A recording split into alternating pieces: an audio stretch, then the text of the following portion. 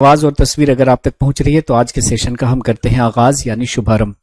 So tell me, is everything okay? Am I audible and visible to all of you guys?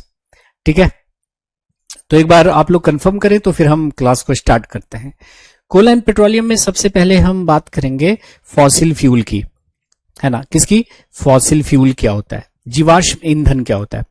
सबसे पहले आप जानते हो कि ईंधन क्या होता है। तो ईंधन वो चीजें होती हैं जो आपको जलकर एनर्जी देते हैं। एनर्जी किस फॉर्म में? हीट और लाइट के फॉर्म में ऊर्जा देते हैं। तो वो सारी चीजें जिसको जलाने पर हमें हीट और लाइट के फॉर्म में एनर्जी देगा उसको हम फ्यूल कहेंगे। क्या कहेंगे जी? फ्यूल कहेंगे। तो फ्यूल का मतलब क्या है कि द सब्सटेंस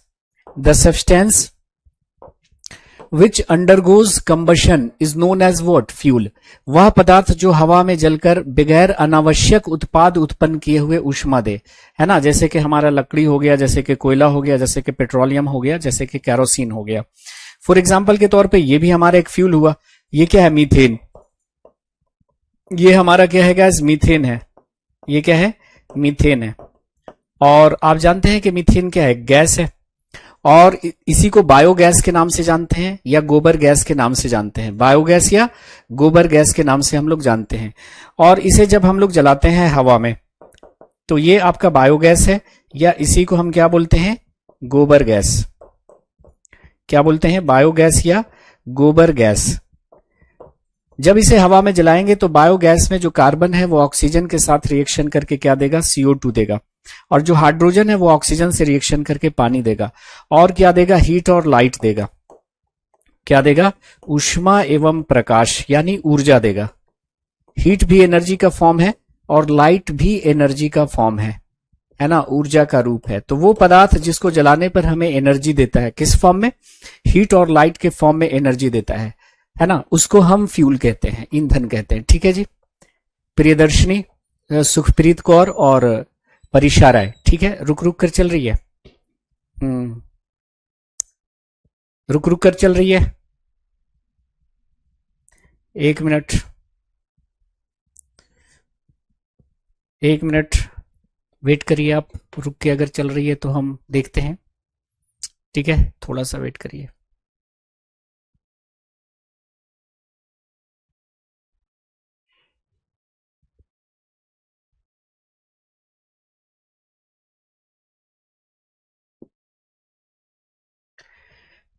अब बताइएगा, ठीक है।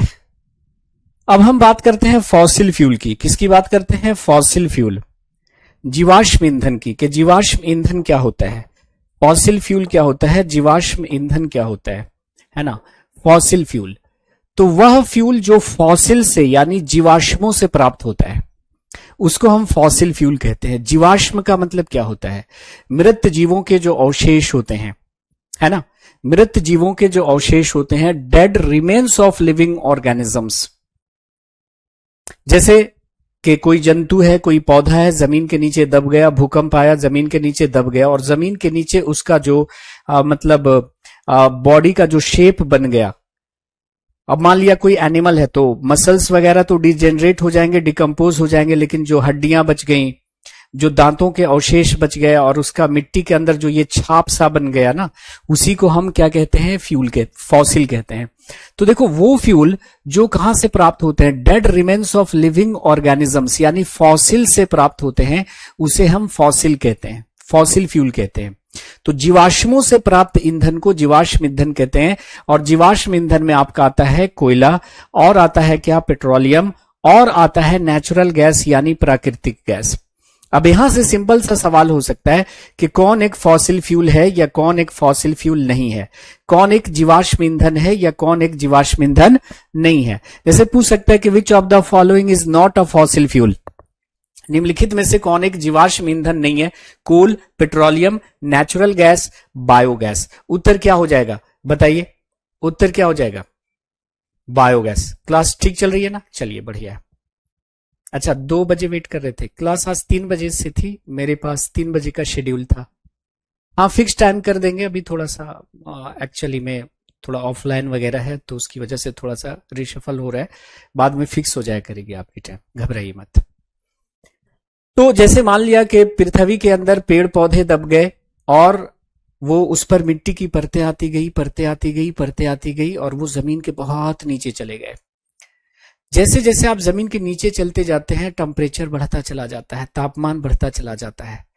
तो जब वो बहुत नीचे चले गए मिट्टी के अंदर, तो हाई टेम्परेचर, हाई प्रेशर, उच्च ताप और उच्च दाब, और एनएरोबिक बैक्टीरिया, है ना, अवायवीय जीवाणु के एक्शन से वो किस में बदल गए? जीवाश्म ईंधन में बदल गए। तो जीवाश्म ईंधन में आपका आता है कोयला, आता है पेट्रोलियम, आता है और प्राकृतिक गैस आता है। प्राकृतिक गैस आता है। तो एक एक करके हम सबको जरा देख लेते हैं। सबसे पहले हम कोयला के बारे में देखते हैं।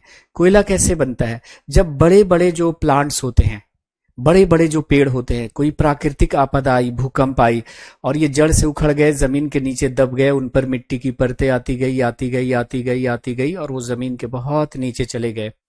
तो हाई टेम्परेचर, हाई प्रेशर और एनएरोबिक बैक्टीरिया के एक्शन से करोड़ों साल पहले जो पेड़ पौधे दबे हैं वो कोयले में बदल गए, है ना।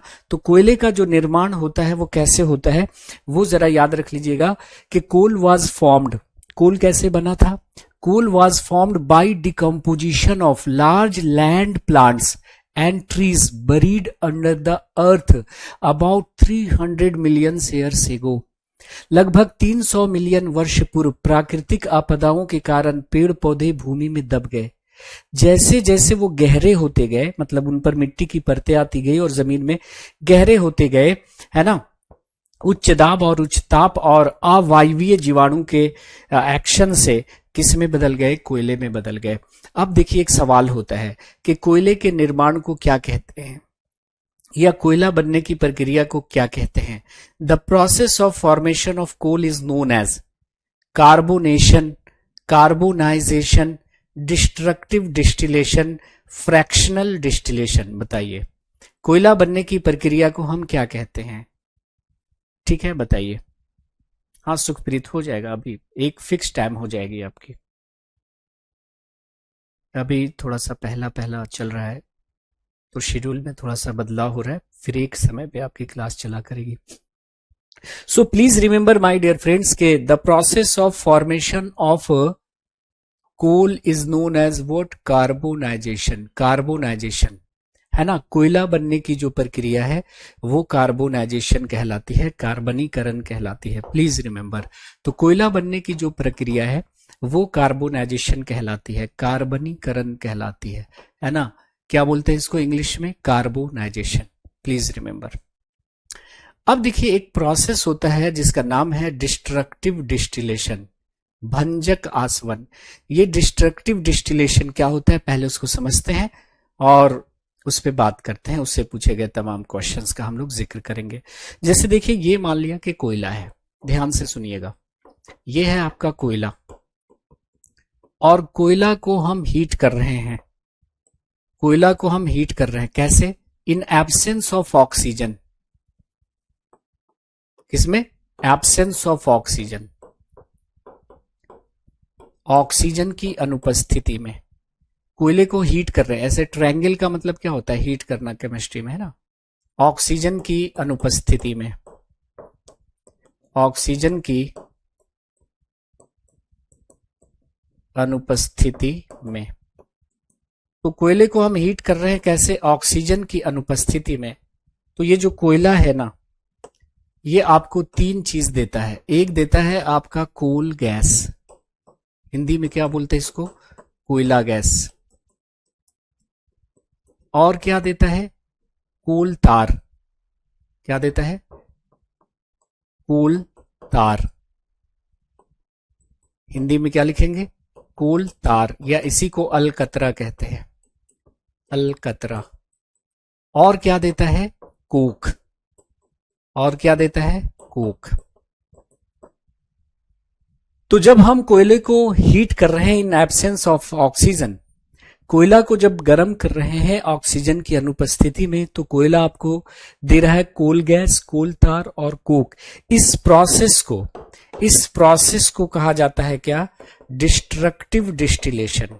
क्या बोला जाता है बताइएगा? डिस्ट्रक्टिव डिस्टिलेशन, भंजक आसवन। क्या बोलेंगे इसको? भंजक आसवन।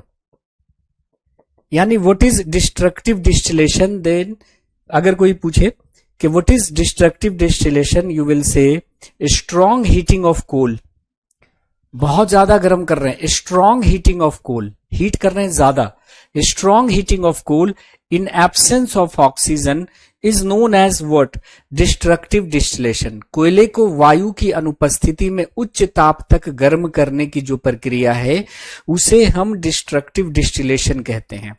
फिर क्वेश्चन होगा कि what are the products of destructive distillation, है ना, भंजक आसवन के उत्पाद क्या हैं। तो अगर हम कोयले को अत्यधिक ताप तक ऑक्सीजन की अनुपस्थिति में गर्म करते हैं तो क्या क्या मिल रहा है, तो आप कहेंगे सर हमें मिल रहा है कोल गैस, और क्या मिल रहा है, हमें मिल रहा है कोल तार, और क्या मिल रहा है, coke. So these are the products of what, destructive distillation. ये सब क्या है, डिस्ट्रक्टिव डिस्टिलेशन के प्रोडक्ट्स हैं। जैसे क्वेश्चन पूछ लिया जाए कि which of the following is not a product of destructive distillation, निम्नलिखित में से कौन एक भंजक आसवन का उत्पाद नहीं है। ऑप्शन में पूछ लिया जाए कोल गैस, कोल तार, कोक, बाइटुमिन, तो उत्तर क्या हो जाएगा, बाइटुमिन। अभी हम आगे पढ़ेंगे कि बाइटुमिन जो है ना वो पेट्रोलियम उत्पाद है, जब पेट्रोलियम की रिफाइनिंग कर रहे होते हैं तब मिलता है बाइटुमिन, तब मिलता है बाइटुमिन। अब देखिए ये कोल गैस, कोल तार और कोक क्या है। जैसे देखो ये मान लिया कि आप कोयला है, ये क्या है आपका, कोल है। What is this, this is coal, यानी ये है आपका कोयला, क्या है जी, ये है आपका कोयला। अब इस कोयले को आप क्या कर रहे हैं, हीट कर रहे हैं, इस कोयले को आप हीट कर रहे हैं। तो आप देखिएगा कि कोयला से कुछ धुआं सा निकलेगा, ऐसा गैस सी निकलेगी, धुआं सा निकलेगा, वो है आपका कोल गैस, कोयला गैस, है ना, कोल गैस है। और उसके बाद आप देखिएगा एक ब्लैक कलर की लिक्विड निकलेगी, ब्लैक कलर की लिक्विड निकलेगी, है ना, इससे हीट करने पर एक ब्लैक कलर की लिक्विड निकलेगी, ये है कोल तार, कोल तार, ठीक है जी, कोल तार, अलकतरा, जिससे लोग रोड बनाते थे पहले, अब रोड जनरली बाइटुमिन से बनाते हैं। तो जब आप कोयले को हीट करोगे तो गैस इससे निकल गया और लिक्विड जो था निकल गया, अब बच जाएगा क्या, एक सॉलिड। इस कोयले से जब गैस निकल गया, लिक्विड बच गया, निकल गया, तो क्या, एक छिद्र युक्त सॉलिड बच जाएगा, उसी को हम क्या बोलेंगे, कोक कहेंगे। क्या कहेंगे, कोक कहेंगे। तो कोक जो है वो क्या है, जब कोयले से कोल गैस निकल गया, कोल तार निकल गया, तो ये एक पोरस सॉलिड बचेगा, छिद्र युक्त ठोस बचेगा, जो कोक कहलाएगा। अब इस कोक का इस्तेमाल हम लोग करते हैं ईंधन के तौर पे, घरों पे में जलाने के लिए, इंडस्ट्री में इसको जलाने के लिए, है ना। अब इसको जलाएंगे तो इससे धुआं वगैरह नहीं निकलेगा, क्योंकि धुआं निकल गया कोल गैस के रूप में, लिक्विड जो था वो निकल गया कोल तार के रूप में। अब ये प्योर कार्बन होता है, कौन, कोक जो होता है वो प्योर कार्बन होता है। तो प्लीज रिमेंबर, डिस्ट्रक्टिव डिस्टिलेशन के बारे में हमने कहानी लिख दी है। क्या कहानी लिख दी है डिस्ट्रक्टिव डिस्टिलेशन के बारे में, the strong heating of coal in absence of air is known as destructive distillation. कोयले को उच्च ताप पर वायु की अनुपस्थिति में गर्म करने की जो प्रक्रिया है वो भंजक आसवन कहलाती है। अगर पूछा जाता है कि what are the products of destructive distillation, भंजक आसवन के उत्पाद क्या क्या है, तो आप कहेगा सर कोल गैस है, कोल तार है, कोक है। नोट करिएगा।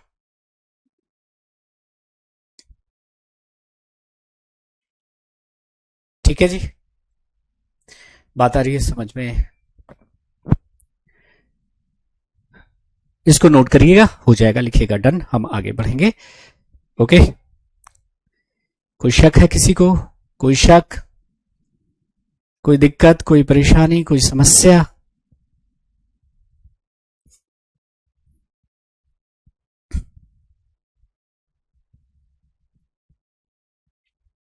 बताइए।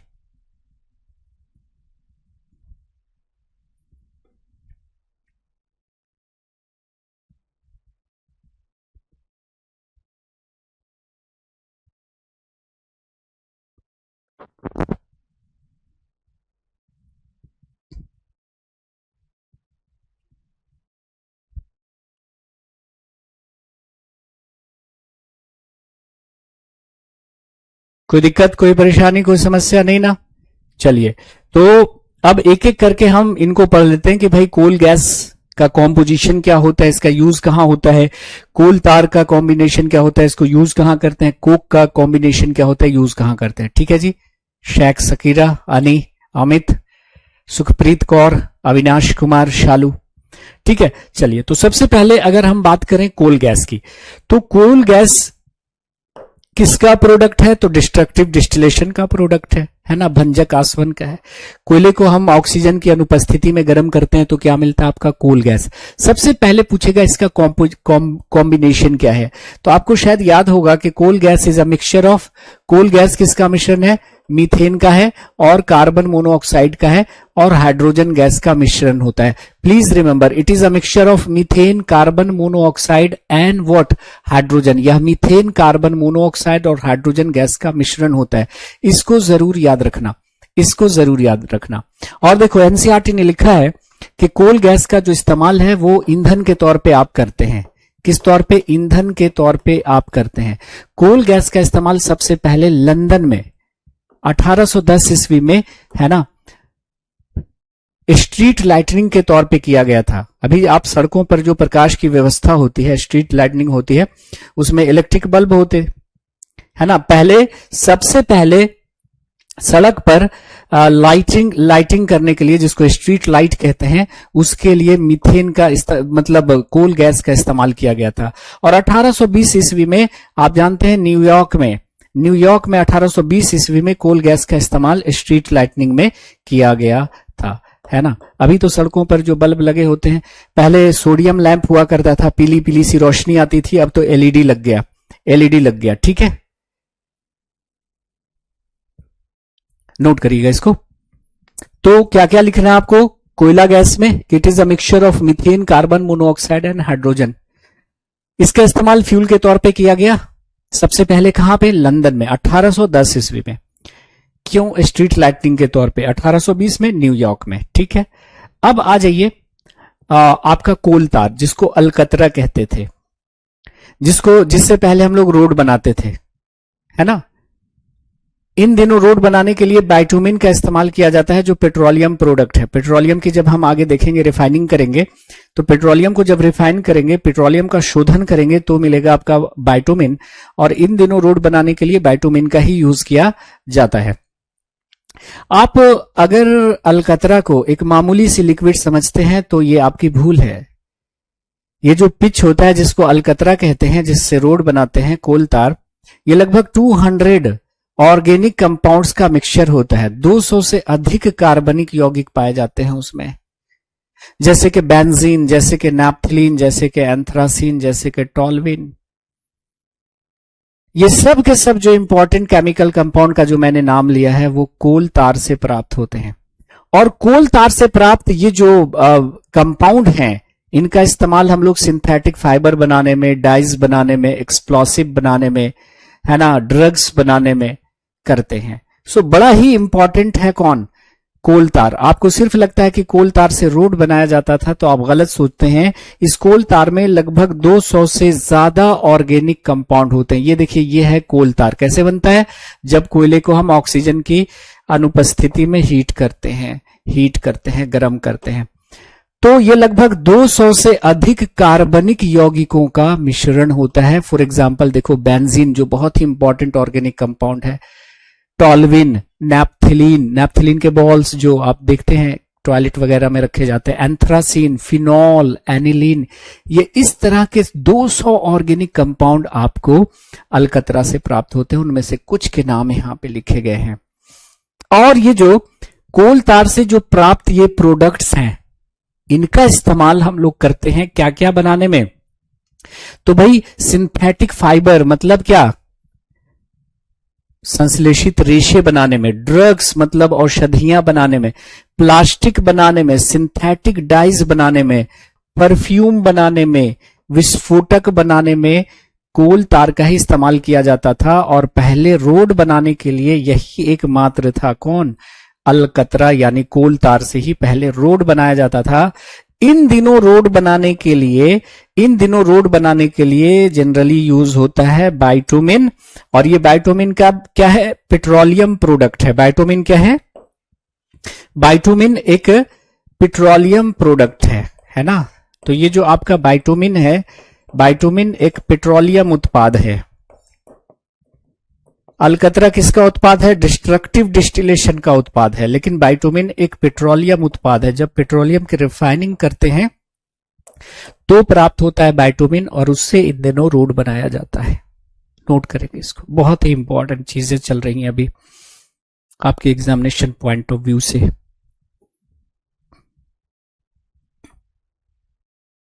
ठीक है,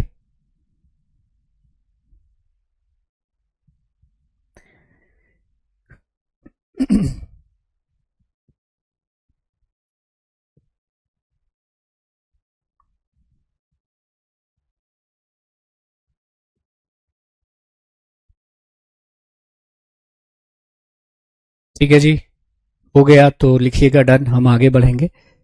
एक बार आप लोग कमेंट कर दीजिएगा अगर लिखना हो गया हो तो।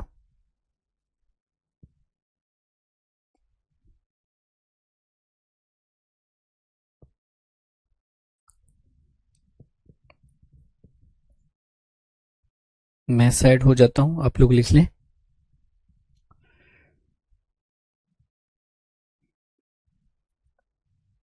तो कोयले को अगर हम ऑक्सीजन की अनुपस्थिति में गर्म करते हैं तो हमें क्या क्या मिलता है? कोल गैस मिलता है। कोल गैस किसका मिक्सचर होता है? मीथेन का, कार्बन मोनोऑक्साइड का और हाइड्रोजन का। कोल तार जो कि लगभग 200 से अधिक कार्बनिक यौगिकों का मिश्रण होता है। और बच गया कोक। क्या बच गया? कोक बच गया। कोक तो अब जैसे मान लिया कि कोयले से धुआं निकल गया, कोल गैस निकल गया, कोल तार निकल गया, अब जो सॉलिड बचा जिसमें छिद्र हो जाएगा ना, जैसे उससे धुआं निकल रहा है, लिक्विड निकल रही है, तो उसमें छेद हो जाएगा। तो ये जो पोरस सॉलिड यानी छिद्र युक्त तो ठोस बच गया ना, उसको कोक कहते हैं। और ये कार्बन का प्योर रूप है, इसमें पूरा का पूरा कार्बन होता है। पूरा का पूरा क्या होता है? कार्बन होता है। सो इसको याद कर लीजिएगा कि कोक क्या है।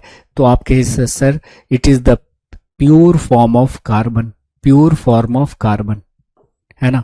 तो ये मान लिया कि ये कोयला है और ये कोक बच जाएगा। थोड़ा सा ये बहुत ही ज्यादा डीप ब्लैक होगा और ये थोड़ा सा हल्का स्लेटी कलर का हो जाएगा क्योंकि इससे चीजें निकल चुकी हैं। तो लगभग इसमें 98% कार्बन होता है, 98% कार्बन होता है। और इसका इस्तेमाल जो है यूज कहाँ करते हैं?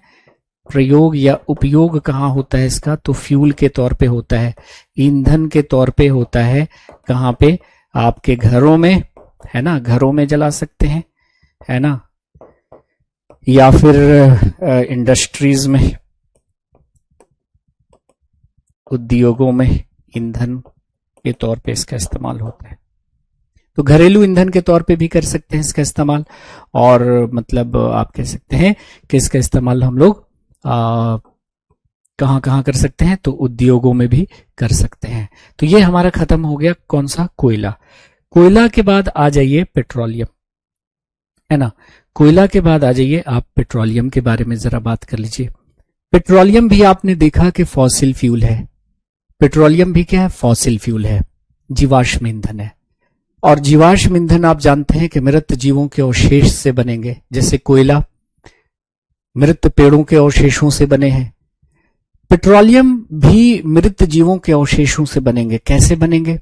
कि जो समुद्र के सूक्ष्म जीव जंतु हैं, मतलब समुद्री छोटे छोटे समुद्री पौधे या समुद्री जंतु, सूक्ष्म समुद्री पौधे या समुद्री जंतु, जब उनकी डेथ होती है तो ये सी बेड में दबते चले जाते हैं, समुद्र तल में दबते चले जाते हैं। उन पर मिट्टी की, रेत की लेयर आती गई आती गई आती गई आती गई और वो सी बेड में बहुत गहरे होते चले गए। और करोड़ों वर्षों के बाद फिर से वही कंडीशन होगी, हाई टेम्परेचर, हाई प्रेशर और एनएरोबिक बैक्टीरिया की उपस्थिति में ये सूक्ष्म जीव जंतु किस में बदल जाएंगे? पेट्रोलियम में बदल जाएंगे। अब देखिए पेट्रोलियम जो शब्द है 2 लैटिन शब्दों के मिलने से बना है। कितने? 2 लैटिन शब्दों के मिलने से बना है। एक है पेट्रा, पेट्रा जिसका मतलब क्या होता है? रॉक, चट्टान। और दूसरा है ओलियम, ओलियम जिसका मतलब होता है तेल। सो हम इसे कहते हैं चट्टानी तेल। क्या बोलते हैं? चट्टानी तेल, रॉक ऑयल, रॉक ऑयल, है ना। और आपको पहले से पता है कि it is a fossil fuel, यह एक जीवाश्म ईंधन है और इसे हम कच्चा तेल भी कहते हैं, क्रूड ऑयल भी कहते हैं, या इसे चट्टानी तेल रॉक ऑयल के नाम से भी जानते हैं, है ना। और इसे हम क्या बोलते हैं, चट्टानी तेल या रॉक ऑयल, है ना। इसको क्या बोलते हैं, रॉक ऑयल यानी चट्टानी तेल, चट्टानी तेल कहते हैं। और इसमें जो मतलब स्मेल होती है, गंदी सी जो स्मेल होती है, वो आप जानते हैं कि सल्फर के यौगिकों के कारण होती है। तो पेट्रोलियम की जो एक अजीब सी स्मेल होती है, दुर्गंध सी होती है, वो सल्फर के यौगिकों के कारण होती है। और पेट्रोलियम को हम ब्लैक गोल्ड यानी काला सोना भी कहते हैं, क्योंकि जिस देश में अगर पेट्रोलियम है तो उसकी जो इकोनॉमी है इसी पेट्रोलियम के इर्द गिर्द घूमती रहती है। So this is also known as what, black gold. ठीक है अंसारुल हक साहब, वो तो अभी मुमकिन नहीं है, ठीक है। तो it is also called what, crude oil, कच्चा तेल। और इसे ब्लैक गोल्ड भी कहा जाता है क्योंकि जिस मुल्क में, जिस देश में अगर पेट्रोलियम है तो उसकी जो इकोनॉमी है इसी पेट्रोलियम के इर्द गिर्द घूमती है भाई साहब। और वो अमीर देश माना जाता है। गल्फ कंट्रीज को आप लोग देख लो, वहां पे तेल है, कितना अमीर है ना, ज्यादा कुछ करने की जरूरत ही नहीं उनको। और पेट्रोलियम में जो गंदी सी स्मेल होती है, दुर्गंध होती है, वो सल्फर के यौगिकों के कारण होती है, प्लीज रिमेंबर। अब ओरिजिन ऑफ पेट्रोलियम की अगर हम बात करेंगे तो पेट्रोलियम कैसे बनता है, जैसे कि मैंने कहा कि समुद्री सूक्ष्म जीव जंतु जब मरते हैं और वो सी बेड में, समुद्र तल में दबते चले जाते हैं, उन पर रेत और मिट्टी की परतें आती जाती हैं और जमीन में बहुत गहरे दबते चले जाते हैं। तो जैसे जैसे मिट्टी के अंदर, जमीन के नीचे वो दबते चले जाएंगे, हाई टेम्परेचर और हाई प्रेशर उनको टॉलरेट करना होगा। और हाई टेम्परेचर और हाई प्रेशर की उपस्थिति में और एनएरोबिक बैक्टीरिया, अवायवीय जीवाणुओं के उपस्थिति में ये पेट्रोलियम में कन्वर्ट हो जाएंगे। तो लिख दिया है मैंने ओरिजिन ऑफ पेट्रोलियम, पेट्रोलियम की उत्पत्ति कैसे होती है। तो लिखा है कि पेट्रोलियम इज फॉर्म्ड, इन लाइनों को जरूर लिखिएगा, है ना। आप जानते हैं कि सीटेट की खासियत क्या होती है कि वो एनसीईआरटी की लाइनों को ऑप्शन में डालते हैं। तो जहां पे मुझे लगेगा कि यहां से लाइनों से क्वेश्चन बन सकता है ना, तो वो लाइनें एज इट इज आप देखिएगा कि एनसीईआरटी की हमने उठा उठा के रखी हुई हैं, है ना, क्योंकि उन लाइनों से सवाल रहते हैं। मैं आपको प्रीवियस ईयर्स के जब सवाल दिखाऊंगा तो मैं आपको बताऊंगा कि ये लाइन कहां से उठा के रखी गई है। तो जितना अगर मैंने जहां पर ज्यादा लिखा है तो आप एज इट इज वैसा लिख लीजिएगा, ठीक है जी। ठीक है, बात आ रही समझ में। तो petroleum is formed by the anaerobic, मतलब ऑक्सीजन की अनुपस्थिति में, anaerobic decomposition of extremely small sea animals and plants. जो समुद्री पौधे और जंतु हैं वो अपघटित हो रहे हैं मरने के बाद ऑक्सीजन की अनुपस्थिति में, और फिर जो जमीन के समुद्र तल में दबते चले गए और मिलियन ईयर्स के बाद वो किस में कन्वर्ट हो गए, आपके पेट्रोलियम में कन्वर्ट हो गए। तो पेट्रोलियम की उत्पत्ति समुद्र में रहने वाले सूक्ष्म जीवों तथा छोटे छोटे पौधों से होता है। इनकी मृत्यु होने पर यह बालू और मिट्टी से ढक जाते हैं। लाखों वर्षों तक ऊष्मादाब और बैक्टीरिया के प्रभावों के कारण यह पेट्रोलियम में परिवर्तित हो जाते हैं। बाकी ये तो लिखा हुआ पहले से है ही आपका, इसको दोबारा लिखने की जरूरत नहीं है ना। कि पेट्रोलियम शब्द का निर्माण पेट्रो अर्थात चट्टान और ओलियम अर्थात तेल से मिलकर हुआ है, इसलिए इसे चट्टानी तेल या रॉक ऑयल भी कहा जाता है। वर्तमान विश्व में इसे इसके ऊर्जा के स्रोत के रूप में महत्व के कारण इसको काला सोना भी कहते हैं, ब्लैक गोल्ड भी कहते हैं। तो इतना दोबारा लिखने की जरूरत नहीं, बस इतना ही आप लोग लिख लेना है, इसको लिख लेना है, इसको मत लिखिए। ऑलरेडी हम लोग इस पे बात कर चुके हैं।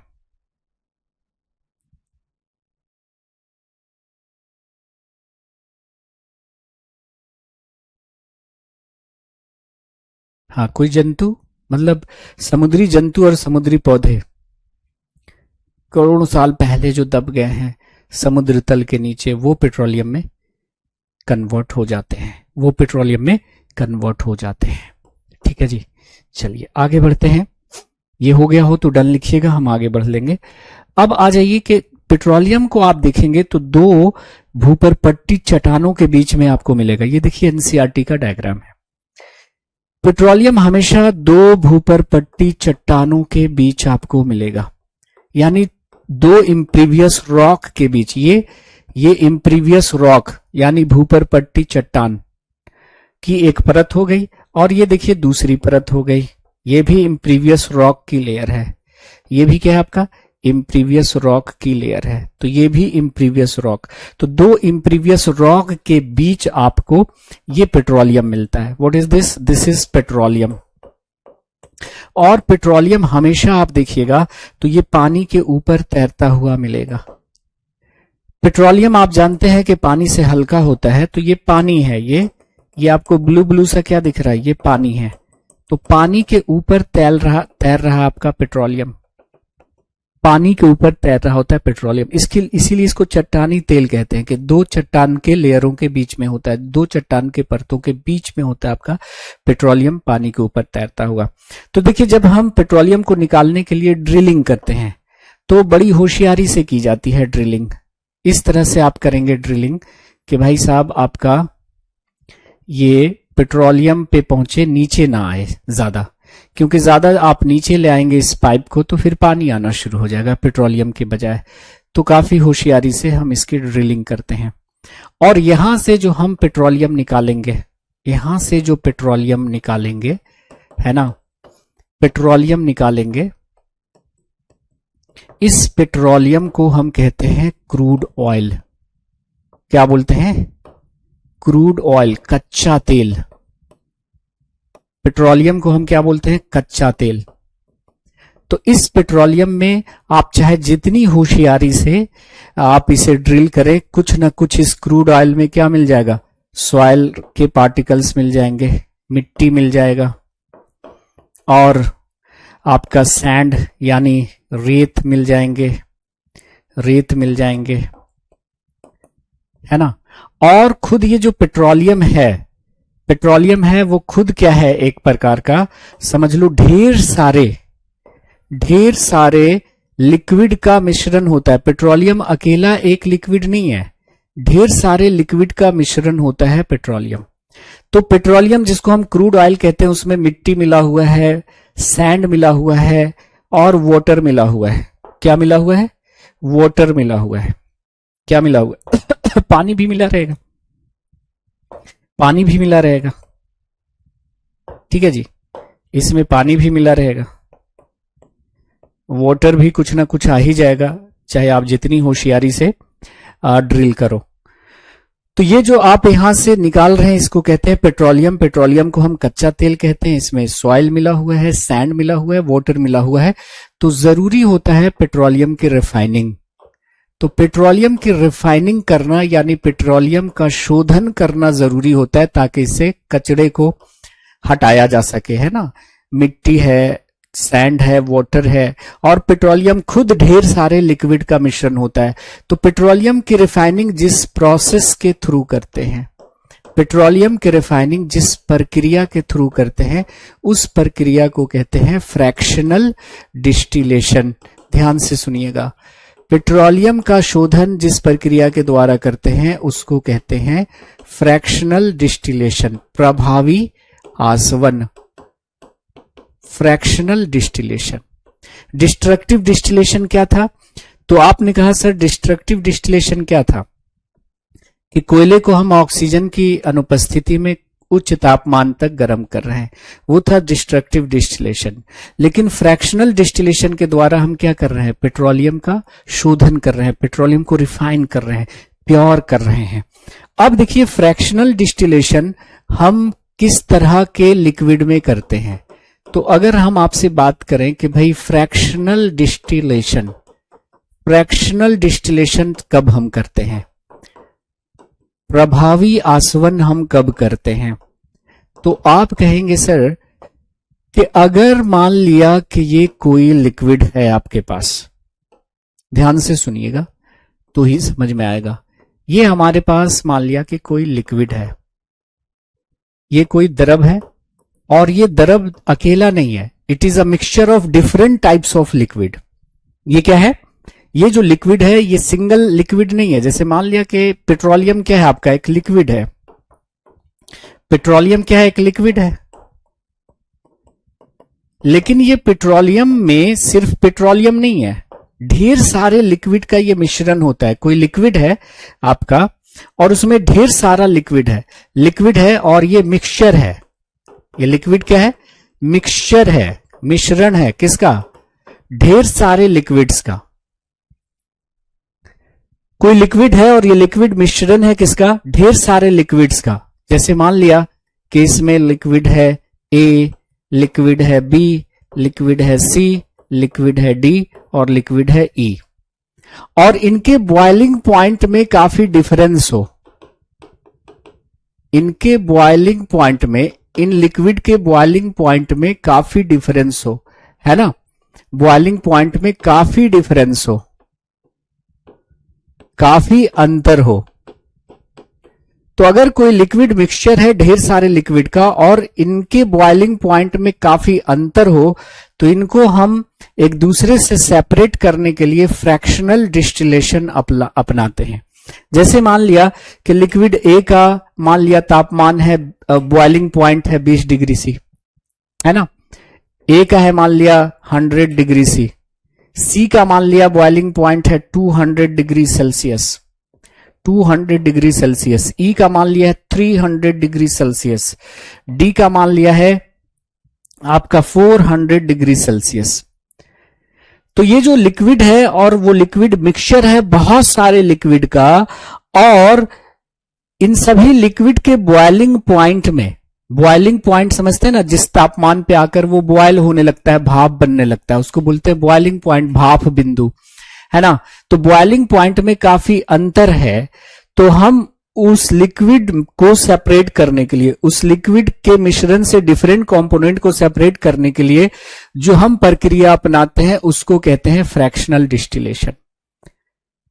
उसी तरह से ये जो पेट्रोलियम है ना, पेट्रोलियम अकेला लिक्विड नहीं है, इसमें ढेर सारे लिक्विड मिले हुए हैं और उनके बॉइलिंग पॉइंट में काफी अंतर है। तो जब हम इसको गर्म करना चालू करेंगे, इस लिक्विड को हम गर्म करना चालू करेंगे, तो टेम्परेचर जैसे ही पहुंचेगा 20 डिग्री सी पे, बी जो है भाप बन के उड़ने लगेगा, और इस भाप को हम क्या करेंगे, कंडेंस्ड करके इसको इकट्ठा कर लेंगे।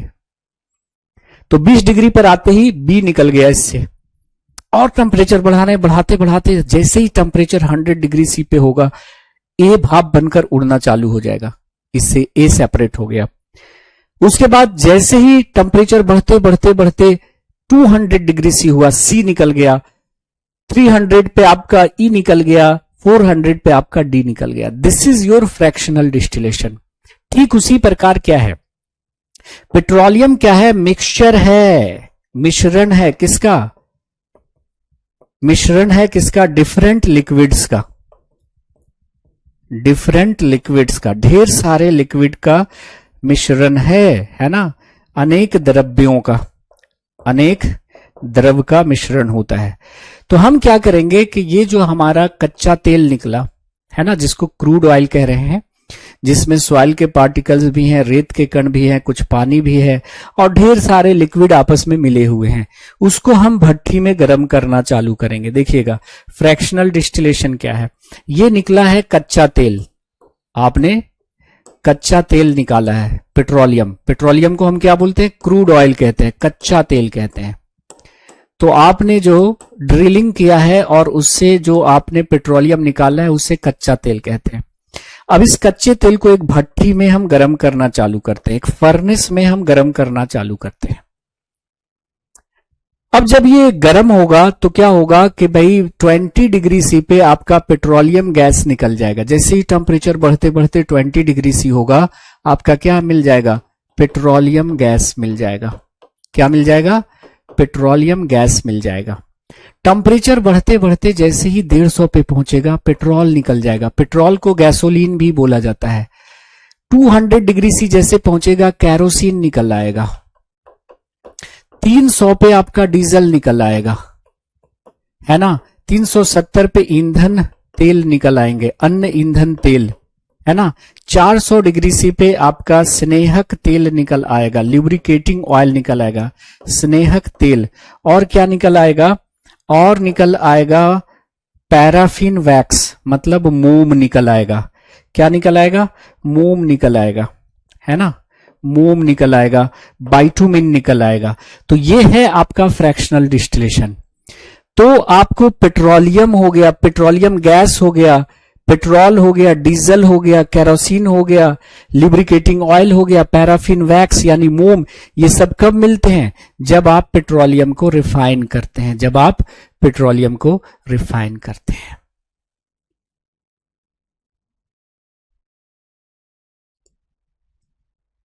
मिलियन ईयर्स पहले जो पेड़ पौधे, समुद्र के सूक्ष्म जीव जंतु जो दब गए, वो पेट्रोलियम में कन्वर्ट हुए, है ना, 1-2 साल में नहीं बनता।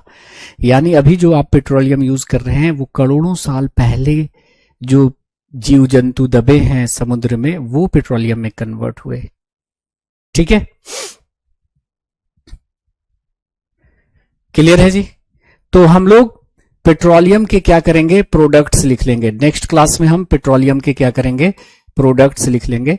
तो आज हम लोग यहीं तक रहने देते हैं, फिर नेक्स्ट क्लास में हम लिख लेंगे, इन सबको एक जगह इकट्ठा कर लेंगे कि पेट्रोलियम की जब हम रिफाइनिंग करते हैं फ्रैक्शनल डिस्टिलेशन के थ्रू तो आपको क्या क्या मिलता है। तो आज रहने देते हैं यहीं तक, मुलाकात होगी आपसे अगले क्लास में।